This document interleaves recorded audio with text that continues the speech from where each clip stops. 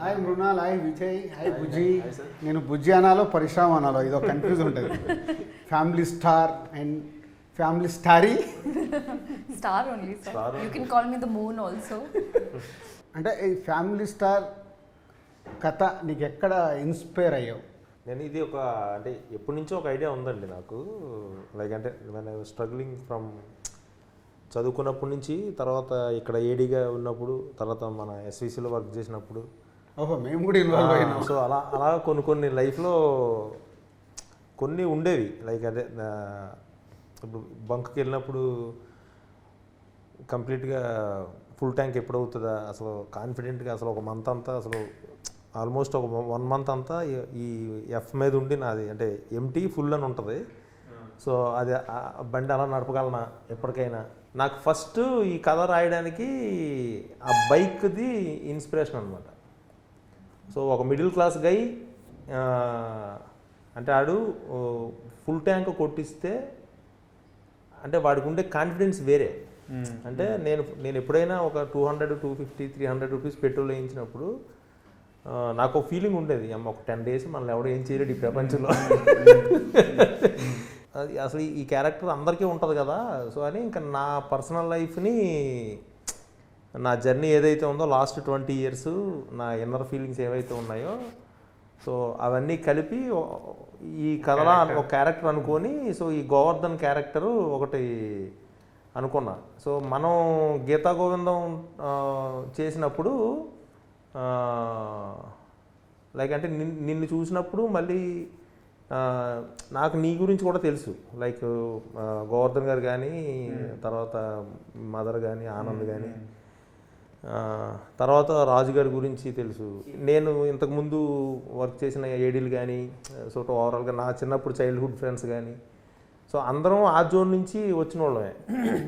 So ఇది so అప్పుడు ఒక ఐడియాగా అనుకున్నప్పుడు, సో ఒక ఆల్మోస్ట్ ఇది నాకు ఒక 2 years పట్టింది ఓవరాల్. అంటే రాయడానికి కాదు, జస్ట్ ఇంకా ఈ క్యారెక్టర్ అలా ఒక్కొక్క ఇన్సిడెంట్, ఒక్కొక్క ఈవెంట్ అలా వెళ్తూ లైక్ ఇందులో బ్రదర్ ఎమోషన్ కూడా నాది కొంచెం పర్సనల్ ఎమోషన్ అనమాట.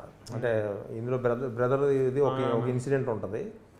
సో ఇప్పుడు నీకు పెద్ద నీకే చేసింది, సో అది నాకు పర్సనల్గా జరిగింది లైఫ్లో. సో ఐ హ్యాండిల్డ్ మాక్సిమం నీ పర్సనల్ దాంట్లోకి వెళ్ళి తీసుకొని అదే సొసైటీ ఎలా అడాప్ట్ చేయాలనే థాట్. అవునండి. అంటే నేననే కాదు, నార్మల్గా ఇందులో ఉన్న మేజర్ ఇన్సిడెంట్స్ అందరికీ ఉండేవే, ఎక్కువ మంది పీపుల్కి ఉండేవి. యాక్చువల్గా ఇప్పుడు మిడిల్ క్లాస్ వాళ్ళకి ఎలా ఉంటుందంటే చిన్న సెల్ఫ్ రెస్పెక్ట్ ఎక్కువ ఉంటుంది. నార్మల్గా ఎన్ని కష్టాలు ఉన్నా ఏదున్నా సరే బయటికి తెలియకూడదు.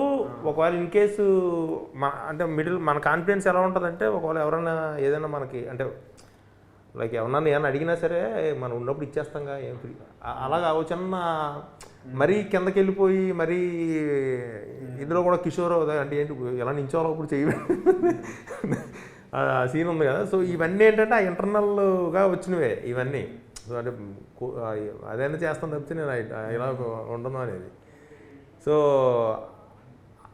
అలాగా ఇందులో హీరోకి ఇప్పుడు హిందూ క్యారెక్టర్తో వచ్చే ప్రాబ్లము ఆ ఏరియాని టచ్ చేసినప్పుడు, సెల్ఫ్ రెస్పెక్ట్ ఏదైతే ఏరియాని ఉందో ఆ ఏరియాని టచ్ చేసినప్పుడు వచ్చే దాని నుంచి హిందూ క్యారెక్టర్ లైక్ ఈ క్యారెక్టర్ పుట్టింది మృణాల్ది, గీతా గోవిందం. సో మీ ఇద్దరు కాంబినేషన్లో ఒక క్లాసిక్ ఫిలిం. అంటే క్లాసిక్ అంటే ప్రతి తెలుగు ఆడియన్స్ ఎన్నిసార్లు చూసారో తెలియదు. హ్యూమర్ సైడ్ కానీ, మ్యూజిక్ సైడ్ కానీ, అంటే పరశురామ్ది నీది టైమింగ్ కానీ, సో ఒక block buster classic film. So దాని తర్వాత పరశురామ్ ఈ కథ చెప్పినప్పుడు దీంట్లో నీకు ఎగ్జైట్మెంట్ ఇచ్చిన పాయింట్ ఏంటి? ఇప్పుడు నాకు గీతా గోవిందం విన్నప్పుడు, ఫ్యామిలీ స్టార్ కథ విన్నప్పుడు 2 సార్లు బుజ్జి నరేషన్ నేను నవ్వుతుంటా, ఆయన నవ్వుతుంటా, నేను నవ్వుతుంటా. So first of all 2 extremely enjoy చేసిన నరేషన్లు. ఇది నేను విన్నప్పుడు ఎంజాయ్ చేయడం పక్కన పెడితే నా లైఫ్లో చూసిన ఇన్సిడెంట్లు అందరికీ అది అనిపిస్తుంది. చూసిన ప్రతి ఒక్కరికి ఏవో కొన్ని ఇన్సిడెంట్లు అరే ఎగ్జాక్ట్ మన లైఫ్లోనో మన ఇంట్లో ఉన్న పిల్లోడ్లానో ఉంటుంది. అట్లాంటోడు ఎక్స్ట్రీమ్ క్యాండిడేట్ ఉంటే వాడు గోవర్ధన్. అందరి ఇంట్లలో ఫ్యామిలీ స్టార్లు ఉంటాడు. గోవర్ధన్ గాడు ఏంటంటే ఒక ఎక్స్ట్రీమ్ వర్షన్ ఆఫ్ అన్నిట్లో. వాడి ప్రేమ ఎక్స్ట్రీమ్ ఉంటుంది, వాడి కోపం ఎక్స్ట్రీమ్ ఉంటుంది, వాడు అలుగుతే ఎక్స్ట్రీమ్గా అలుగుతాడు, నసబెడితే ఎక్స్ట్రీమ్గా నసబెడతాడు. సో వాడు ఒక ఎక్స్ట్రీమ్ వర్షన్. సో నాకేమనిపించింది అంటే అరే మన నుంచి వాడు స్టార్, ఒక హీరో అని అందరు ఫీల్ అవుతారు ఈ సినిమా. నేను కూడా కనెక్ట్ అయినా. మా నాన్న జర్నీ, నా జర్నీ తెలుసు. ఇట్లాంటిది మన కష్టాలు చెప్తూ ఎంజాయ్ చేసే విధంగా మనం ఎట్లుంటాం. ఎంత కష్టంగా ఉన్నా డబ్బులు లేవని ఎప్పుడు ఫీల్ కాలే, ఇట్లా డిప్రెసివ్గా ఎప్పుడు ఉన్నాము. ఎంత టైట్ ఉన్న లైఫ్, మీరు చెరుకు కట్ట పట్టుకొని వెళ్ళినా ఆయన. నేను కూడా ఎప్పుడు రెడ్ పైన చూడలే ముళ్ళు. ఆల్మోస్ట్ పెళ్లి చూపుల తర్వాత ఫుల్ ట్యాంక్ పడ్డది నాకు. అప్పటిదాకా రెడ్ మీదనే కొట్టుకునేది. ఇంకా నేను బస్సులో వెళ్ళేటప్పుడు పక్కన కార్లలో వెళ్తుంటారు కదా, ట్రాఫిక్ స్టాప్లో ఆగినప్పుడు కార్లు, వీళ్ళు ఏం చేస్తారు, ఎట్లా కొనాలి కారు అంటే, ఇన్ని డబ్బులు ఎట్లా రావాలి, ఎప్పుడు సంపాదించాలి, ఏం చేస్తే ఆ రేట్లు ఏంది, ఇప్పుడు వీళ్ళందరూ ఏం చేస్తుంటారో అని చూసేవాడిని. ఇప్పుడు నేను కారులో వెళ్తుంటే నేను బస్ వైపు చూస్తే ఇప్పుడు వాళ్ళ ఫీలింగ్ ఇట్లా ఉంటుంది కదా. చూసేస్తున్నావు కదా. నేను అక్కడ కూర్చొని ఆలోచిస్తుంటా వీళ్ళంతా ఏం ఫీల్ అవుతున్నారో మన బండిని చూసి. మనం లోపల ఏసీలో కూర్చొని నేను అటువైపు నుంచి ఫీల్ అవుతుంటా, నా కార్ని అటువైపు నుంచి చూస్తుంటా. బట్ సో నేను ఇవన్నీ కనెక్ట్ అయ్యా. వాజ్ లైక్, అండ్ ఇలాంటి క్యారెక్టరు, గోవర్ధన్ లాంటి క్యారెక్టరు రేర్లీ పడతాయి, అందరికీ గుర్తుండిపోయే క్యారెక్టర్ ఫర్ ఇయర్స్. సో ఇట్లాంటి క్యారెక్టర్ పడ్డప్పుడు వదులుకునే అది stupidity. So immediately I was like I want to do it. నేను మీకు చెప్పిన కథ చాలా బాగుంది, ఐడియాగా చెప్పిండే నా దగ్గర ఫుల్ ఫ్లెజ్. ఇప్పుడు మనం చెప్పింది కూడా అదే సార్, పరశురామ్ గారి దగ్గర ఒక ఐడియా ఉంది వినండి అని చెప్తేనే అప్పుడు నేను బుజ్జితో మాట్లాడి విన్నాను. తెలుగు ఇండస్ట్రీ में लकी हीरोइन बन गए. स्ट्रीक चल रहा आपका. इट्स a very lucky यार. Sita Ramam, you got very good name and is a very good film. And Hi Nana, you got as a performance side everything.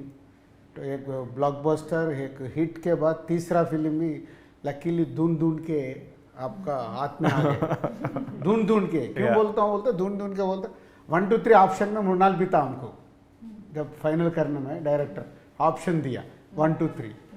सो 3 में 1 2 3 में आपका हाथ में आएगा. What is your feeling about? Sir ये तो सौभाग्य है मेरा.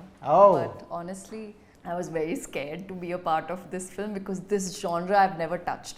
No, आप गोवा में स्टोरी सुन के जो डायरेक्टर को बताया ना, इस कॉल में सर इज थिंकिंग वो एक बार हैदराबाद आके फिर और एक बार स्टोरी सुनते थे. हाँ जी. मैं बोला अरे इसमें सेकंड टाइम सुनने का क्या है, इतने क्लियर है. नहीं sir, because see the thing is Indu and Mrunal, they are so different. In fact, thank God I did Indu because now I can imbibe all her qualities inside me, and now I know what is that attitude which was missing. Not the attitude which like daunting people or anything, but how to deal with boys, because you know how boys are. Sometimes they either go extra loving, then extra hate, then extra sensitive, extra jealous, extra possessive. So you should just argue, just wait, just observe, and इसको मतलब उंगली पे नचाना आना चाहिए लड़कों को. So I learned that from Indu in a good way. I think I'm so grateful to Parshuram sir as well for not giving up on me. He said, Mrunal, take your time. I said, I need my time, sir. From Goa, when I was shooting for Hi Nana, and coming back to Hyderabad, I came, and in my gut, I knew this is the next film that I'm supposed to do. But also, there should be 100% conviction. And if I don't give that conviction and I don't perform it that well, I think the audience are very smart enough these days, and they would know. Especially the pressure after Sita and Yashna, I wanted a character which would rule the hearts. And I think sir just gave me that one word, Evandi, and that was so powerful.